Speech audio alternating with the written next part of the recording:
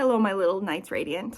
I come to you today in the very confusing emotional state of having to talk about my 10 worst books of the year, 2024, while I'm at 97% of Winds and Truth by Brandon Sanderson, and I was just sitting at work, like I was supposed to be going home, but I couldn't leave until I read to this certain part, and then I was at that point crying so hard that I couldn't see the page, and then I cried all the way home. So I feel like it's appropriate that I film this video right now when I am less likely to be mean and more likely to be not as long-winded about these books. Also, it's fitting.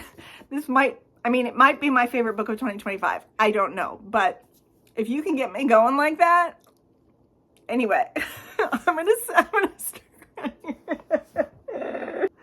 I'm gonna cry. Shut up. Like, even just thinking about, okay, fuck. What sets me off is not, I feel like, what sets most people off. So let's get going. If I break into tears randomly, it's because I'm thinking about Stormlight Archive. Why am I doing this? Pippin's Concerned. These are not in order, actually. I don't know what my worst book of the year was.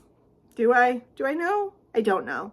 I don't know what my worst book. I hated different aspects of each of them, and I don't really have one that encompassed all aspects of things I don't like in books, so we're just gonna go through them in the order that I remembered them and put them on this list here. And actually, there's 11 of them, and I don't feel like, actually, well, no. We're gonna do a dishonorable mention to the one book on here I didn't finish, and that is The Exorcist by William Peter Blatty.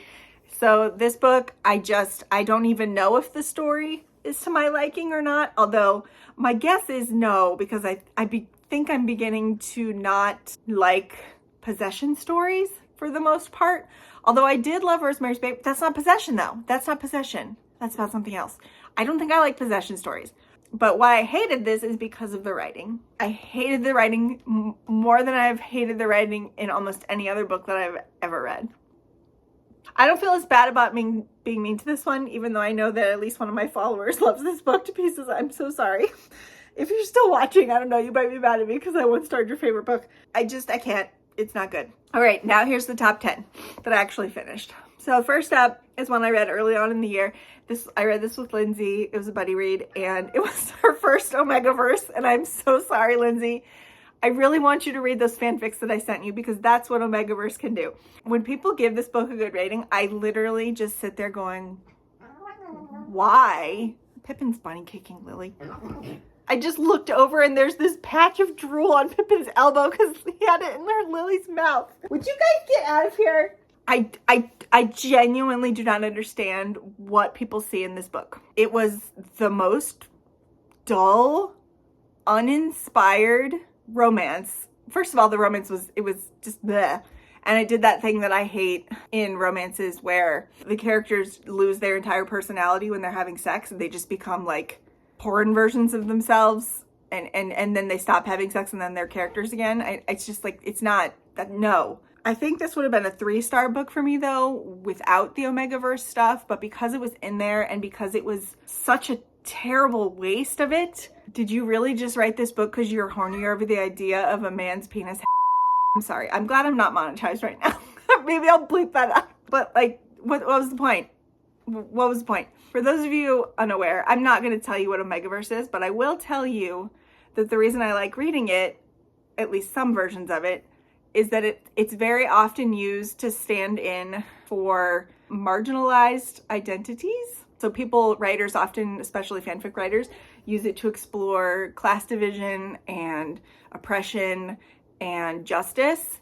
And then there's sexy stuff in there too, I guess. But it's also a very queer thing. Like, queer people invented it, and it is traditionally queer characters who are the main characters. And so the fact that the Omegaverse is now like a straight thing in the published world is really honestly upsetting to me, because Lana Ferguson took everything that is fun and good that I enjoy about the Omegaverse and flattened it like a pancake. She made it straight and boring, and I hate it. Thank you. Moving on. I need to think about my book again because I'm getting mean. I think I've broken the spell. Oh shit. Okay, whatever. Next up is Late Bloomer by Maisie Eddings. Now, I no longer remember why I disliked this so much, other than I thought the characters didn't behave like real people. I did not like it at all. It's a romance. It's about a woman who inherits, or thinks she inherits, a flower farm.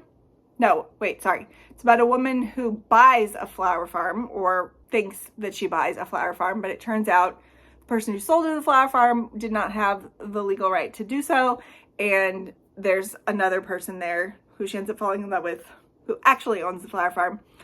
But their dynamic was so weird and unsexy, and everything about it was just like, the way this woman bought a flower farm was the stupidest thing I've ever heard of. I don't know, I just didn't like it.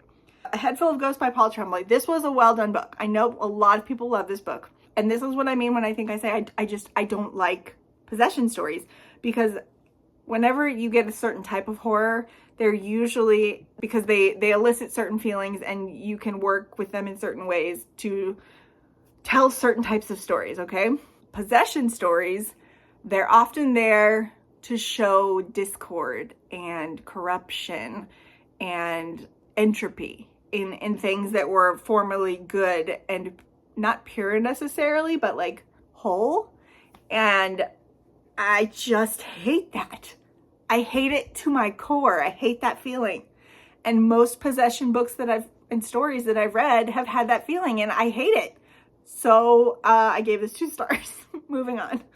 Although this was clever, like, because it had a reality TV element and then other stuff, but whatever. Next up, Falling by T.J. Newman. This book had the dubious honor of being my first 1 star of the year. I think I only had 3 the whole year, and this was number 1. I might have had 4. It just was awful. Unbelievable situations, bad writing. I'll link my video in my wrap-up where I talked about it. It was like a weekly wrap-up when I was doing my 30 books in 30 days over the summer. I'll link it below. I read some passages. I'm not going to reread them again. Some of the stupidest writing I've ever... No. Why did you do this, lady? The airplane stuff rang true. The character stuff did not. Next up, Silent Key by Laurel Hightower. This one, I will admit, was a total cover buy. But also, I'd heard such good things about Laurel Hightower. Like, I've seen booktubers reading her novellas and loving them. And so I was like, well, this sounds great. And people seem to love her, so I'm gonna give it a try. And that was a mistake. Didn't work. Nothing the book promised worked. I hated the writing style. It was an extreme disappointment. Next up is Baby X by Kara Peikoff. This was like a 2.5, so this is actually one of the higher rated ones on this list. I just felt like the author didn't know how to do a premise correctly. Great premise, absolutely great premise. This is a book about near future where there's like the main character is a DNA bodyguard, basically. And it's her job to protect her clients from having their DNA stolen so that it cannot be used to create a baby with somebody unsavory, or like to have it sold on the black market and then somebody uses it to make a baby, that kind of thing. And I just remember when I was reading it that it was so predictable and the characters were cardboard, and the science was so unbelievable. I couldn't do it. Next up is my second 1 star of the year, and that's The House of Lost Resort by Christopher Golden. I think my brain has deleted this book from my memory. I do remember that it takes place in Italy, which I was excited for, and then made it worse when I didn't like the book, because then I was upset. I think this also involved a possession. Did it? I think it did. See? Possession. I don't like it. But I also just think it wasn't done well. Like, unlike Paul Tremblay's book, this book wasn't thought out well at all. And again, I don't remember details, so I can't tell you why I thought that, but that's my feelings. Oh, I know what my worst book of the year is, and I'm going to put it, so I'll just talk about that last. Then let's talk about Feybound by Sarah El Arifi. This is an author that I have heard talked up for the past several years. She published The Final Strife, that trilogy, and I own the first book and I haven't read it yet, but now I'm like questioning, well, should I even bother? Because I've heard that book 3 in that series is also shit. That it's more like Feybound than it is the first 2 books in the series. So now I'm like, well, what do I do? Am I okay with only liking a book that has a series that only has 2 good books in it and a crappy end? I don't know. Again, the writing in this was not great. The characters were flat. It was predictable. I just didn't like being in the world. It was just a general dislike. And again, my thoughts are not, I think my brain is just trying to preserve me from some of these. Like, some of them are like very fresh in my memory, but some of them are not. And I'm sorry that I cannot tell you why. Again, I did not like this, but I did not like it. Okay, and then the next, I think this is my 3rd and final 1-star, and that's I Need You to Read This by Jess Maxwell. This was a recent read. I read it during jury duty. I listened to it during jury duty. And honestly, this book was terrible. I think it failed in every aspect that it was going for. I think it failed as a mystery because the mystery didn't make sense. I think it failed as a thriller because it wasn't thrilling. I think it failed as a book about a woman overcoming trauma because the way that it did that was dumb. I think that it absolutely 100% failed at being an accurate representation of what working at a newspaper would look like, and also what being an advice columnist would look like. Absolutely no consideration for real life. You cannot just walk into a building nowadays, a newspaper office. You cannot just walk in there and just be there. Like, there's going to be security. You're going to have a name tag. And then the plot just falls apart from there. So yeah, this was just honestly terrible. Don't read it. Or do. And if you like it, then I'm sorry that I have trashed your book, but I just did not. Nope. And then second to last, You're the Problem, It's You by Emma Albin. This book, I feel bad for having it on here on the one hand, because I think that it did fine with the writing, the actual like prose and the characters, but it up so badly in like just one aspect that it single-handedly brought it down 2 stars. And I've talked about this in previous videos, which I'll link down below, but basically this is a queer romance and the author has made this happy little utopia for queer people where their friends and family like know that they're queer and help them to overcome the obstacles that society puts up for them and accept them and love them. And the main character of this book, or one of them, happens to fall in love with somebody who doesn't have that, and he has been bullied. He has been made to be afraid of his identity. He has no one in his life he can trust, and it is a scary time to be a homosexual that he's living in, and really bad things could happen to him if he's found out. So with all of that, he is terrified, like pathologically and just rationally, of what could happen by engaging in a homosexual romance in the Victorian times England. And I think that's when it takes place. I can't ever remember.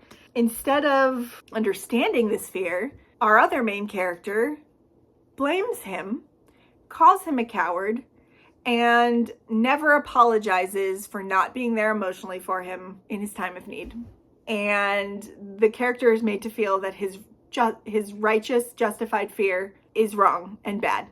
And I am really livid about it, to be honest with you. I just get more angry the longer that it sits in my brain, and I can't believe the author did that.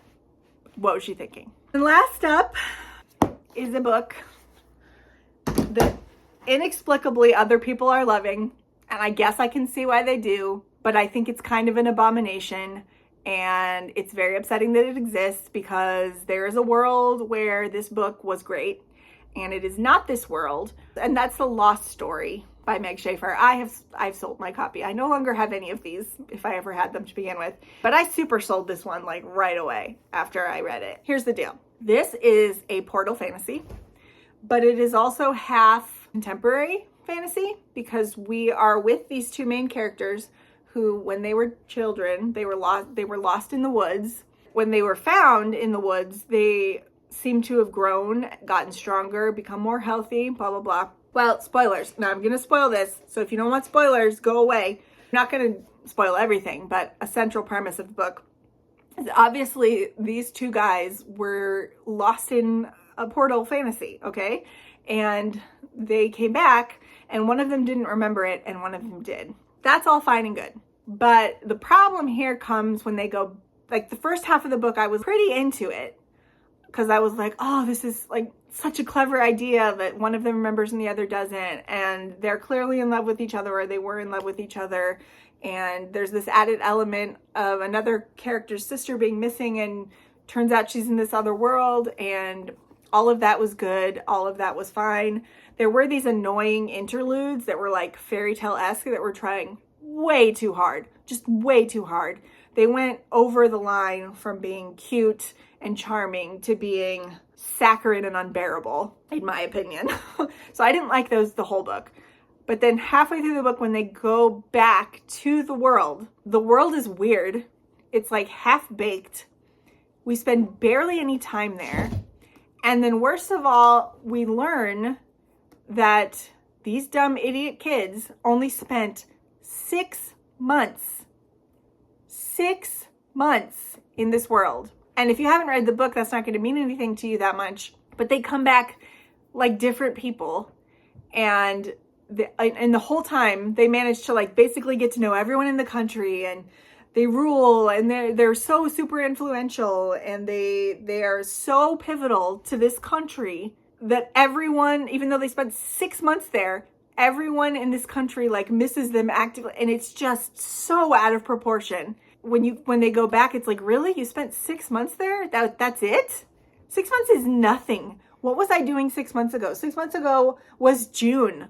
That was when I was doing 30 books in 30 days. That was like this. The author had this great opportunity, like the Narnia books, and frequently Portal Fantasy does this, where the time in one world is off from the time in the other. And why couldn't she just use that? Like, these characters could have like grown up and spent years in this fantasy world, and then everything else that came after would have made so much more emotional sense and logical sense and logistical sense than it does now, with them only having been in this world for 6 months while they were 15.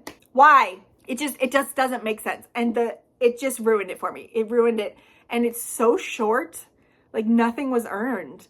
If you're going to do like a fantasy like that, you got to wallow in it. You got to spend time in it. You have to make it believable to the reader. And it was not believable to me. I don't get it. I don't get why so many people like it. It's so flawed. It's so incomplete. So many clear missteps were made. I don't get it. I'm sorry. I've lost my zen. I went from crying at the beginning of the video to being like super irked. But hey, I was right. It's only 21 minutes. So that's like a super short video for me. Those are my worst books of the year. I'm very sorry if some of them were on your favorites. I'm sure some of them were. Obviously, everyone has different perspectives. There's so many of my favorite books that people don't like, and I am like, clearly you just do not see the genius. So maybe it's the case that some of these were just not the book for me for whatever reason. The good news is, though, is that the books I did not like were such a minority. In past years, I would have had way more books that I genuinely despised. Most of these were 2 stars that I was talking about. And that's because I've been DNFing books. There are so many books that I read last year that if I hadn't DNF'd them, they would be on this list. And I would have had probably much more detailed explanations of why I didn't like them, to be honest. But oh well, I didn't have to spend time reading them. All in all, it was a great reading year. These books accepted. And now that my crying has cleared up, I guess I'm gonna go and wade back in for the very ending of this massive book and see how it wraps up, because we're not going to see the next book for a very long time. I think he said like 2032 is the projected. He's going to start working on it in 5 years, I think, the next book, if all goes to plan, and then he's going to focus on other parts of the Cosmere. So sorry, this is like a Wind and Truth / worst books of the year video. Anyway, I'm going to go finish this now. I'm probably going to cry again. If you've reached the end of this video, thank you so much for watching.